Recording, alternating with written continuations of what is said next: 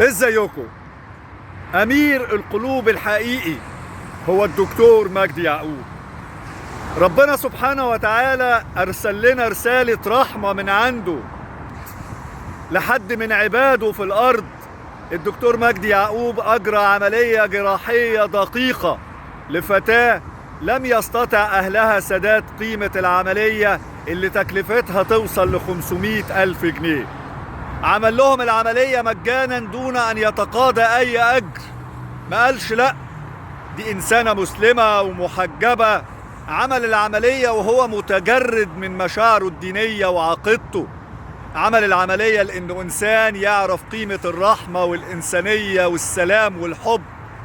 الدكتور مجدي يعقوب نموذج للإنسان السوي النفس اللي ما بيكفرش زي الناس التانية اللي بتكفر وبتنشر فكرة التطرف والبغض والكراهية. عرفتوا الفرق بين الإنسان وبين الشيطان؟ عرفتوا الفرق بين إنسان يعرف الرحمة ويعرف الحب؟ هو ده الدكتور مجدي يعقوب، أمير القلوب الحقيقي.